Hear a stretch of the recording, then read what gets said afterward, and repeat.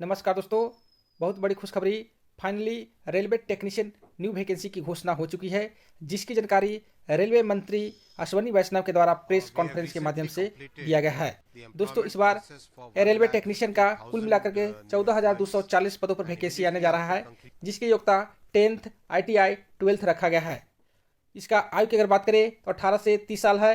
इसके अलावा selection process, syllabus, medical से संबंधित संपूर्ण जानकारी इस वीडियो में बताने वाले हैं, तो वीडियो को शुरू से लेकर एंड तक जरूर देखें। अगर चैनल पर पहली बार विजिट कर रहे हैं तो चैनल को सब्सक्राइब कर लें, बेल आइकन को प्रेस कर लें फ्यूचर में रेलवे से संबंधित सबसे पहले अपडेट प्राप्त करने के लिए। दोस्तों, जैसा कि आप लोग को मालूम होगा कि कल माननीय रेल मंत्री और जीएम के द्वारा यहाँ पे प्रेस कॉन्फ्रेंस में बताया गया कि एलपी की वैकेंसी इंक्रीज नहीं होगी, क्योंकि हमारे पास मात्र 3200 वैकेंसी क्रिएट हो रहे थे और इसे इंक्रीज करके एंटीसिपेटेड वैकेंसी 5696 किया गया। और दोस्तों, आप लोग का टेक्नीशियन की जो वैकेंसी है अलग से जारी किया जाएगा।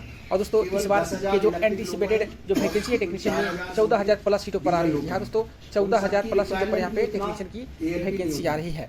तो दोस्तों, इसकी भी नोटिफिकेशन बहुत ही जल्द प्राप्त होने वाली है। दोस्तों, आप लोग बताना चाहूँगा कि रेलवे में टेक्नीशियन के लगभग 84 प्रकार के यहाँ पे पोस्ट जारी किए जाते हैं। और दोस्तों, सभी के लिए यहाँ पे आपको ITI जरूरी है। अगर आप एक अप्रेंटिसशिप कर रखे हैं तो फॉर्म भरने के लिए आप एलिजिबल हैं। आपको यहाँ पे देख सकते हैं ट्रेड मेंशन किया गया है, डिपार्टमेंट कौन सा है, यहाँ पे आपका मेडिकल कैटेगरी कौन सा है और यहाँ पे आपका क्वालिफिकेशन क्या रखा गया है। तो आपको 10th तो पास होना चाहिए और आपके पास में ITI होना चाहिए। दोस्तों, कुछ पोस्टों के लिए यहाँ पे 12th पास भी रखा गया है, जैसे SNT और टेलीकॉम के पोस्टें होते हैं, यहाँ पे सिर्फ 12th चाहिए।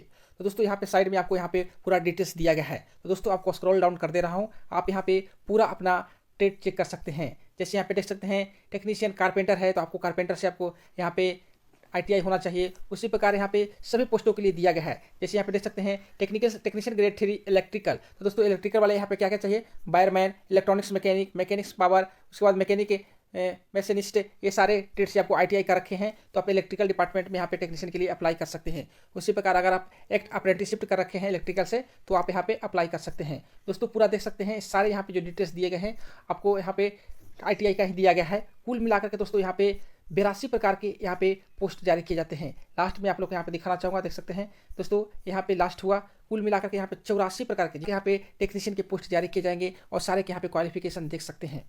वही दोस्तों, यहाँ पे जो सारे पोस्ट बताए गए साइड में आप लोग को बताए थे कि यहाँ पे मेडिकल कैटेगरी भी लिखा हुआ है, तो कौन से पोस्ट के लिए कौन सा मेडिकल कैटेगरी है। तो दोस्तों, यहाँ पे A1 कैटेगरी का यहाँ पे कोई पोस्ट नहीं है टेक्नीशियन में, सभी आपको B1 B2 और C1 से स्टार्ट होता है। तो यहाँ पे देख सकते हैं कि आपको B1 के लिए आई साइट कितना होना चाहिए, B2 के लिए आपको कितना होना चाहिए और C1 के लिए कितना होना चाहिए। B1 के लिए आपको 6/9 या 6/12 होना चाहिए। B2 के लिए यहाँ पे 6/9 या 6/12 आपको विदाउट ग्लास होना चाहिए। उसी प्रकार यहाँ पे देख सकते हैं आपको यहाँ पे C1 के लिए 6/12 और 6/18 आपको विदाउट ग्लास होना चाहिए। ये आपका मेडिकल स्टैंडर्ड रहा।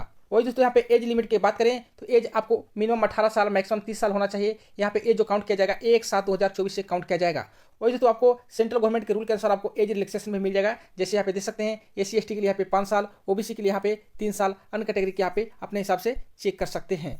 वही दोस्तों, एग्जामिनेशन फी की बात करें तो एग्जामिनेशन फी में अगर आप UR कैटेगरी हैं, UR या OBC, या अगर आप EWS कैंडिडेट हैं तो आपको यहाँ पे 500 रुपये लगेंगे। इसके अलावा जितने भी कैंडिडेट हैं, इसके अलावा जितने भी कैटेगरी हैं उनको यहाँ पे 250 रुपये देने पड़ेंगे। सारी महिलाओं को यहाँ पे 250 रुपये पे करने पड़ेंगे। दोस्तों, ये रिफंडेबल होता है। अगर आप CBT 1 पेपर दे देते हैं तो आपको यहाँ पे 400 रुपया रिटर्न कर दिया जाएगा। और वही दोस्तों, जो अभ्यर्थी यहाँ पे 250 रुपया पे किए हैं उनको सारे पैसे यहाँ पे वापस कर दिए जाएंगे। दोस्तों, रिक्रूटमेंट प्रोसेस देख लीजिए। यहाँ पे आप लोगों को CBT 1 होगा, CBT 2 होगा, उसके बाद में आपको यहाँ पे डॉक्यूमेंट वेरिफिकेशन होगा और मेडिकल एग्जामिनेशन होगा। दोस्तों, यहाँ पे आपको CBAT नहीं होता है, ये सिर्फ ALP में होता है। आपको टेक्नीशियन में आपको CBAT नहीं दिया जाता है। दोस्तों, यहाँ पे CBT 1 का सिलेबस देख लीजिए। यहाँ पे CBT 1 में आपको यहाँ पे 1 घंटे समय दिए जाएंगे, 75 प्रश्न पूछे जाएंगे, एक प्रश्न 1 मार्क्स का होगा। अगर आप गलती करते हैं तो आपको 1/3 नेगेटिव मार्किंग रहेगा। दोस्तों, मिनिमम क्वालिफाइंग मार्क्स यहाँ पे देख लीजिए। UR EWS का यहाँ पे 40%, OBC का यहाँ पे 30% और SC का 30%, ST का 25% रखा गया है। वही यहाँ पे कौन कौन से टॉपिक से यहाँ पे प्रश्न पूछे जाएंगे ये भी मेंशन कर दिए गए हैं। आपके मस्त प्रश्न जो होंगे मैथमेटिक्स से, उसके बाद रीजनिंग से होंगे, उसके बाद भी आपको जनरल साइंस से प्रश्न पूछे जाएंगे और जनरल अवेयरनेस से आपको प्रश्न पूछे जाएंगे। दोस्तों, यहाँ पे CBT 2 का सिलेबस देख लीजिए। CBT 2 में आपको 2 पार्ट होंगे, पार्ट ए होगा और पार्ट बी होगा। दोस्तों, पार्ट ए में आपको जनरल प्रश्न पूछे जाएंगे, पार्ट बी में आपको टेक्निकल प्रश्न पूछे जाएंगे। पार्ट ए में आपको 100 प्रश्न पूछे जाएंगे जिसके लिए 90 मिनट समय दिए जाएंगे। पार्ट बी में 75 क्वेश्चन पूछे जाएंगे और यहाँ पे 60 मिनट का समय दिया जाएगा। वही दोस्तों, एक प्रश्न 1 नंबर का होगा और अगर आप गलती करते हैं तो आपको 1/3 नेगेटिव मार्किंग है।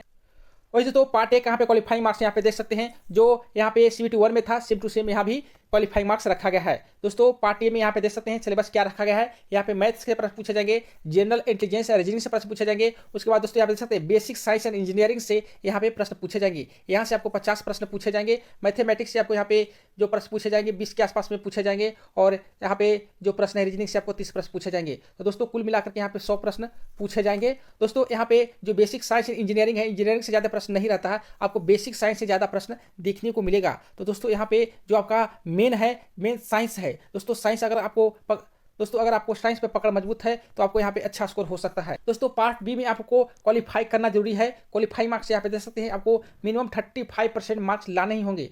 अगर इतने मार्क्स नहीं लाते हैं तो आप सीधे डिस्क्वालीफाई हो जाएंगे।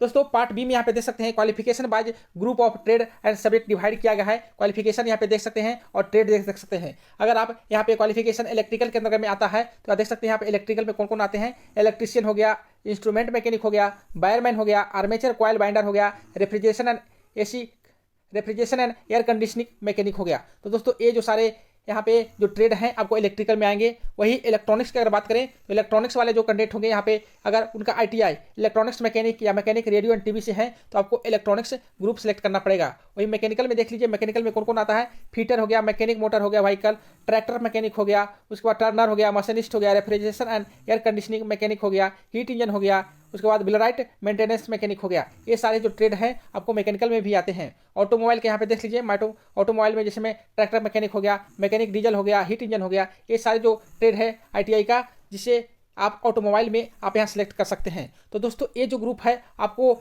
जो ट्रेड टेस्ट लिया जाएगा पार्ट बी में, जो आपको 75 प्रश्न पूछे जाएंगे वहाँ आपको क्लियर करना पड़ेगा। तो दोस्तों अपने हिसाब से यहाँ पे आपको चूज करना पड़ेगा। यहाँ पे अगर आप इलेक्ट्रिकल चूज करते हैं तो दोस्तों इलेक्ट्रिकल में ज़्यादा प्रश्न जो पूछे जाते हैं आपको साइंस से रिलेटेड पूछे जाते हैं। वही मैकेनिकल में थोड़ा सा यहाँ पे टफ देखने को मिलेगा। ऑटोमोबाइल सेक्टर से प्रश्न पूछे जाएंगे। तो दोस्तों आपका जोन सा सेक्टर में बेस मजबूत है वही सब्जेक्ट को यहाँ पे सेलेक्ट करना पड़ेगा। हालांकि दोस्तों आप जो ITI कर रखे हैं वही आपको लेना पड़ेगा, अदर नहीं ले सकते हैं। जैसे यहाँ पे इलेक्ट्रिशियन वाला सोचेंगे कि हम ऑटोमोबाइल ले लें, दोस्तों ये संभव नहीं है। हालांकि दोस्तों रेफ्रिजरेशन एंड एयर कंडीशनिंग वाला जो मैकेनिक है यहाँ पे ऑटोमोबाइल या यहाँ पे इलेक्ट्रिकल ग्रुप दोनों चूज कर सकते हैं।